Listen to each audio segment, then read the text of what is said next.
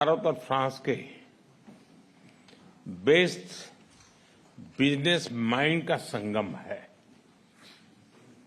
अभी प्रस्तुत की गई सीईओ फोरम की रिपोर्ट का स्वागत है। मैं देख रहा हूं कि आप सब इनोवेट, कोलैबोरेट और एलिवेट उस मंत्र को लेकर के चल रहे हैं। आप सिर्फ बोर्डरूम कनेक्शंस नहीं बना रहे हैं, आप सब भारत फ्रांस स्ट्रेटेजिक पार्टनरशिप को भी मजबूती दे रहे हैं। साथियों, मेरे मित्र राष्ट्रपति मैक्रोन के साथ इस फोरम से जुड़ना मेरे लिए प्रसन्नता का विषय है। पिछले 2 वर्षों में यह हमारी 6ठी मुलाकात है। पिछले वर्ष राष्ट्रपति मैक्रोन हमारे गणतंत्र दिवस के मुख्य अतिथि थे। आज सुबह हमने साथ में एआई एक्शन समिट को चेयर की। मैं राष्ट्रपति मैक्रोन को इस सफल समिट के लिए हार्दिक बधाई देता हूं। साथियों, भारत और फ्रांस केवल लोकतांत्रिक मूल्यों से ही नहीं जुड़े हैं। हमारी दोस्ती की नींव डीप ट्रस्ट, इनोवेशन और जन कल्याण की भावना पर आधारित है। हमारी साझेदारी केवल दोनों देशों तक ही सीमित नहीं है। हम वैश्विक समस्याओं और चुनौतियों के समाधान में मिलकर सहयोग दे रहे हैं। मेरी पिछली यात्रा के दौरान हमने अपने साझेदारी के लिए 2047 रोड मैप बनाया था। उस पर चलते हुए हम हर क्षेत्र में सहयोग को व्यापक तरीके से आगे बढ़ा रहे हैं। साथियों, आप में से अधिकतर कंपनियां भारत में पहले से मौजूद है। Aerospace, ports, defence, electronics, dairy, chemicals और कंज्यूमर गुड्स जैसे अलग अलग क्षेत्रों में आप सब हैं और काफी एक्टिव है। कई सीईओ से मुझे भारत में भी मिलने का अवसर मिला है। भारत में बीते 1 दशक में जो बदलाव आए हैं उससे आप भली भांति परिचित हैं। हमने एक स्टेबल पॉलिटी और प्रिडिक्टेबल पॉलिसी, ये इकोसिस्टम स्थापित किया है।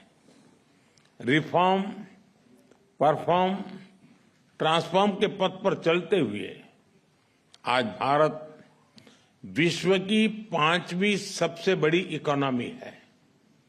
विश्व की सबसे तेजी से ग्रो करने वाली मेजर इकोनॉमी है। जल्द ही दुनिया की 3री बड़ी इकोनॉमी बनने जा रहे हैं। भारत की स्किल्ड युवा टैलेंट फैक्ट्री और इनोवेशन स्पिरिट वैश्विक पटल पर हमारी पहचान है।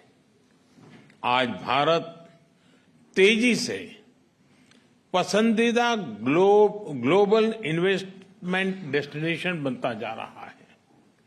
हमने भारत में एआई, सेमीकंडक्टर और क्वांटम मिशन लॉन्च किए हैं।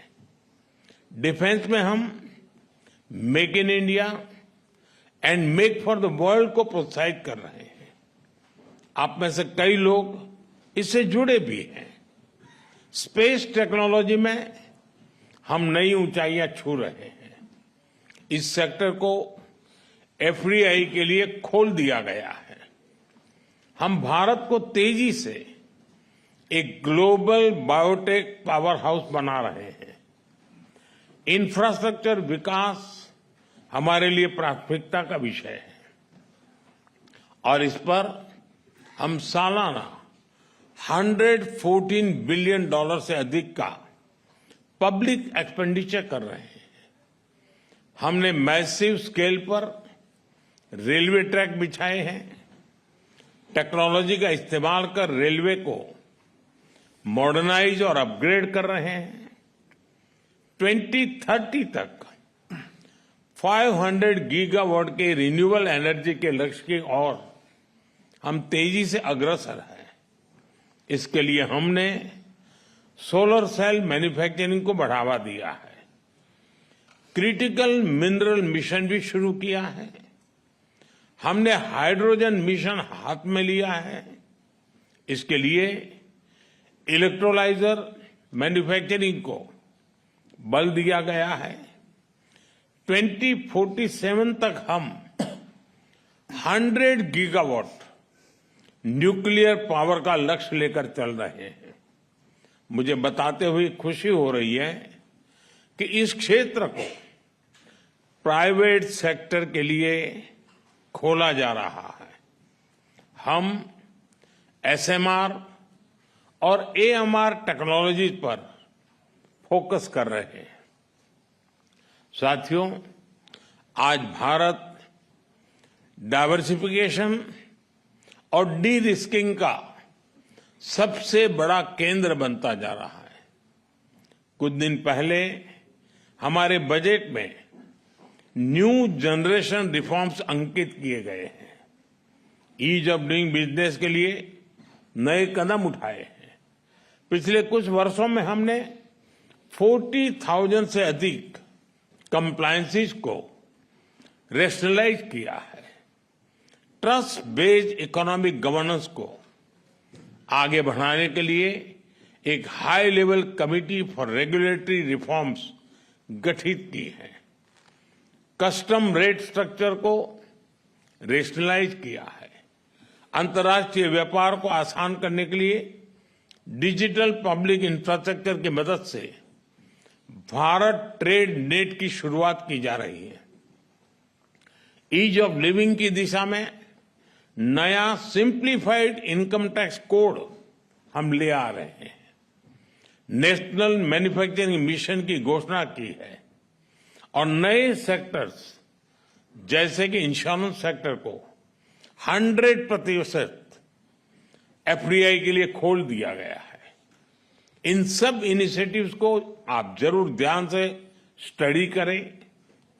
मैं आप सबको कहता हूं कि भारत में आने का यही समय है, सही समय है। भारत की प्रगति में सभी की प्रगति जुड़ी है। इसका एक उदाहरण एविएशन क्षेत्र में देखा गया। जब भारतीय कंपनियों ने हवाई जहाजों के लिए बड़े ऑर्डर्स दिए और अब जब हम 120 नए एयरपोर्ट्स खोलने जा रहे हैं तो भविष्य की संभावनाओं का आप स्वयं अंदाजा लगा सकते हैं।